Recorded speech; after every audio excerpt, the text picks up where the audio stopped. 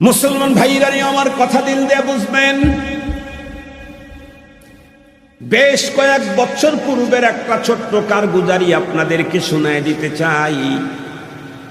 হযরতজির বন্ধুরা আমার, নিজামুদ্দিনের মসজিদের একটা ঘটনা আপনাদেরকে শোনায় দেই। উলামায়ে কেরাম বর্ণনা করেন, কোনো এক সময় বন্ধুরা আমার হযরতজির নিজামুদ্দিনের মার্কাজ মসজিদের ভিতরে একটা লোক বন্ধুরা আমার দুপুরের টাইমে মসজিদের ভিতরে, দুপুরের আগ দিয়ে মসজিদের এরিয়ার ভিতরে ঢুকলো। ঢোকার পরে এদিক ওদিক তাকাইতেছে। মসজিদের ভিতরে বন্ধুরা আমার ইস্তেকবাল করার জন্য জামাত থাকে না? থাকে না? ইস্তেকবাল ওয়ালি জামাত। ওই লোকটার এদিক সেদিক চাওয়াচাওয়ি দেখে হাঁটি হাঁটি পা পা করে তার দিকে আগায় গেলেন। এক পর্যায়ে জিজ্ঞেস করলেন, ভাই এদিক ওদিক তাকাইতেছেন, কি চান? সে তখন উত্তর করতেছে, না কিছু চাই না, আমি একটু আমার অন্তরের ভিতরে প্রশান্তি আনানোর জন্য এই জায়গায় ঢুকতে চাই। অন্তরের প্রশান্তি। উনি কিছু বুঝতেছেন। জিজ্ঞেস করছে, নাম কি? নাম যেটা বলছে অমুসলিম। বাড়ি কোথায়? আমেরিকায়। এখানে আমি কিচ্ছু বলতে পারবো না। আমি 4-5 দিন আগে আমেরিকা থেকে ইন্ডিয়াতে এসেছি। মূলত আমি আমার অন্তরের শান্তি প্রশান্তি অনুভব করতে পারতেছি না। বহুত জায়গায় গেলাম, অন্তর শুধুমাত্র কেবলমাত্র দুঃখ, বেদনা, টেনশন এগুলি ভরা।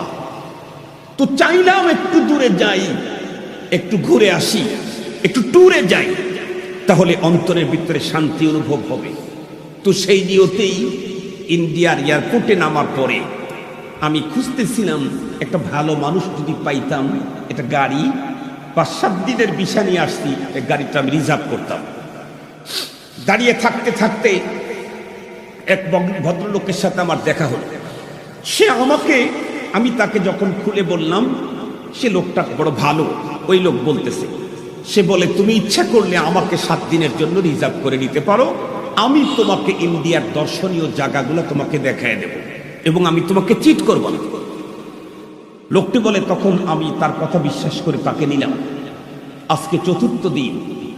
3 দিন তো বিভিন্ন জায়গায় অনেক সুন্দর সুন্দর জায়গা দেখাইল, দেখলাম, চোখে ভালোই লাগলো, কিন্তু দিল তৃপ্তি পাচ্ছে না, মনের প্রশান্তি অনুভব করতে পারতেছি না। এই জন্য আমি ওকে বললাম যে, আরে ভাই, আমি তো আমেরিকা থেকে এখানে এসেছি মূলত অন্তরের প্রশান্তির জন্য। তো তোমার দেশে কি এমন কোনো জায়গা আছে যেখানে গেলে চোখ তৃপ্তি পায় না, দিল তৃপ্তি পায়? এমন কোনো জায়গা আছে? এই কথা বলতেই ও গত রাত্রে আমাকে বলল যে, হ্যাঁ, তুমি যদি দিলের প্রশান্তি নিতে চাও তাহলে দর্শনীয় জায়গা ওগুলাতে গেলে হবে না। মুসলমানদের একটা মসজিদ আছে, হযরতজির মার্কাজ মসজিদ। এখানে ঢুকলেই তোমার অন্তরের প্রশান্তি তুমি অনুভব করতে পারবে। সুবহানাল্লাহ ওয়া বিহামদিহি। তো উনি বলে, আমি হযরতজি তো চিনি না। তো আমি বললাম, আমি তো মসজিদও চিনি না, হযরতজিকেও চিনি না। তো ওই লোক আমাকে বলল, সমস্যা নেই, আমি তোমাকে নিয়ে যাব। সেই থেকে আমি সকালবেলা রাস্তা খেয়ে একসঙ্গে বের হয়েছি। আস্তে আস্তে এখন সময়, ও আমাকে দেখায় দিল, পাশে দাঁড়িয়ে আছে, এক জায়গায় চাষতলে বসে আছে। আমাকে বলল, তুমি ভিতরে ঢোকো, দেখবা ওখানে তালিম হচ্ছে, একজন কি বলতেছে আর লোকেরা শুনতেছে, তুমি ওখানে গিয়ে বসো, দেখবে তোমার অন্তরের ভিতরে প্রশান্তি অনুভব করতে পারবে। ইস্তেকবালে যে আছে সে তখন বলল, চলো তো দেখি, তোমাকে কে পাঠাইলো? জিজ্ঞাসা করছে। সে বলছে, আমি খ্রিস্টান যে আসছে। তো পাঠাইলো কে? তশকিল করলো কে? 3 চিল্লার সাথী না 1 সাল লাগানেওয়ালা? কে তোমাকে তশকিল করে এখানে পাঠালো? ওকে নিয়ে বাইরে গেছে। যাওয়ার পরে খুঁজে খুঁজে ড্রাইভারকে বের করছে। ড্রাইভারের কাছে গিয়ে যখন জিজ্ঞাসা করছে, তুমি ওকে এখানে পাঠাইছো? বলে, হ্যাঁ। নাম কি তোমার? নাম যা বলছে তাতে একজন টাটকা হিন্দু। বুঝেন নাই?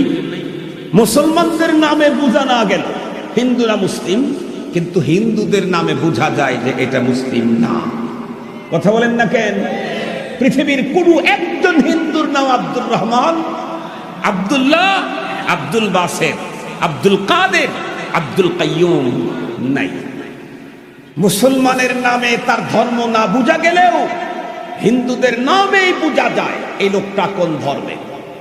নাম যখন বলছে তখন তো বুঝছে এটা তো দাদা। তো পরে জিজ্ঞাসা করছে ধর্ম, বা হিন্দু সনাতন ধর্মের অধিকারী আমি।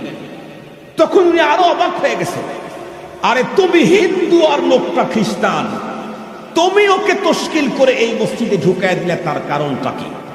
হিন্দু তখন উত্তর করে, আমরা হিন্দু কিন্তু হযরতজিকে আমরা চিনি, এই এলাকাতেই আমাদের বাড়ি, আমরা জানি মানুষ যদি অন্তরের প্রশান্তি কোথাও না পায়, হযরতজির এই মসজিদের ভিতরে আসলে অন্তরের প্রশান্তি অনুভব করা যায়। মুসলমান ভাইরা আমার কথা ভালো করে বোঝার জন্য চেষ্টা করবেন।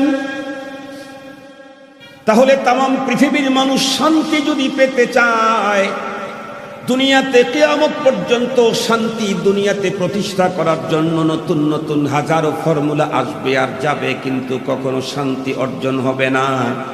শান্তি অর্জন করতে চাইলে মহান রব্বুল আলামিনের মহাগ্রন্থ কোরআনুল কারীম এবং মহান রব্বুল আলামিনের পক্ষ থেকে প্রেরিত মহানবী মুহাম্মদুর রাসূলুল্লাহর সুন্নত লাগবে। মুসলমান ভাইরা আমার, কিন্তু দুঃখের বিষয় হলো দিন যত গড়তেছে মুসলমান ততই শান্তির জন্য কোরআনুল কারীমকে বাদ দিয়ে অন্য পথে ছুটাছুটি শুরু করছে। কোরআন কারীমকে বাদ দিয়ে বাইপাস করে মাইনাস করে মুসলিম জাতি দুনিয়াতে কখনোই শান্তি পেতে পারে না। তাই তো কবি বড় সুন্দর করে বলে দিয়েছেন, छोड़कर कुरआन को मुस्लिम अपनी रब से बेगाना हुआ, खुद भी रुसवा हुआ और दीन को भी रुसवा किया। वो जमाना में मुअज़्ज़ज़ थे हामिले कुरआन होकर, हम जलीलो खार हुए तारिके कुरआन होकर। পৃথিবীতে মুসলমান শান্তি ছিল, নিরাপত্তায় ছিল, ছিল তাদের আধিপত্য, তাদের পাওয়ার। আজকে মুসলমান শান্তি নেই, নিরাপত্তা নেই, নেই তাদের কোনো পাওয়ার। কারণ পাওয়ারের মূল বস্তু থেকে আমরা অনেক দূরে, সেটি হলো কোরআন। যদি বলেন সেটি কি? কোরআনকে ছেড়ে দিয়ে মুসলিম কখনো তাদের ইতিহাস ঐতিহ্য রক্ষা করবে তো দূরের কথা, তাদের অস্তিত্ব রক্ষা করতে পারে না। আপনাদেরকে সহজে বুঝবার জন্য একটা মিসাল দিলে খুব ভালো বুঝবেন। আমাদের দেশে খাল বিল আছে না, পুকুর আছে না, নদী নালা আছে না, সাগর আছে না? কথা বলেন, সাগর আছে না? এই পৃথিবীতে মহাসাগরও আছে, এই পৃথিবীতে মহাসাগরও আছে। দিল দিয়ে কথা ভালো করে বুঝবেন। এই ওয়াজ শুধুমাত্র কেবলমাত্র কান সুখ করতে আসবেন, শুনতে একটু ভালো লাগবে, শুনলে অন্তরের ভিতরে কিছু প্রতিক্রিয়া হবে, একটু হাসবেন, একটু কাঁদবেন, চলে যাবেন। আগে যেমন পরেও তেমন, এটা দিয়ে তেমন কোনো লাভ নাই। এখান থেকে সবক নিয়ে যেতে হবে, অন্তরের পরিবর্তন, ইনকিলাব তৈরি করতে হবে, চিন্তা চেতনার ভিতরে পরিবর্তন সাধন করতে হবে, অন্যথায় কখনোই মুসলমানদের কাজ হবে না। মুহতারাম হাজরিন, মহাসাগর থেকে একটা মহা মাছ ধরা হলো, যেই মাছটার বিশালতা 40 কিলোমিটার। কত বড়! এই মানের মাছ সাগরে থাকতে পারে, বিশ্বাস হয় কি? 100 বার। এর চাইতেও বড় মাছ মহাসাগরে আছে, যেই মাছের সকালবেলার নাস্তা খাবার জন্য এই গ্রামের তামাম মানুষ দিয়াও হবে না সকালবেলার নাস্তা। এই রকমের হাজার হাজার প্রাণীকে মহান রব্বুল আলামিন প্রতিদিন তাদের নিয়মিত যথা সময় রিজিকের ব্যবস্থা করেন কে? এত বড় পুরা গ্রামের মানুষ যাদের সকালবেলার নাস্তা, সেই প্রাণীর রিজিক যদি আল্লাহ পাক ব্যবস্থা করেন, আমার মতো ছোট্ট একটা প্রাণী আজকে রিজিকের ধান্দায় হারামখোর হতে হবে, এটা আমার কখনো বুঝে আসে না। আমাকে হারাম খেতে হবে, আমাকে হারাম খেতে হবে। মুহতারাম হাজরিন, আজকে তো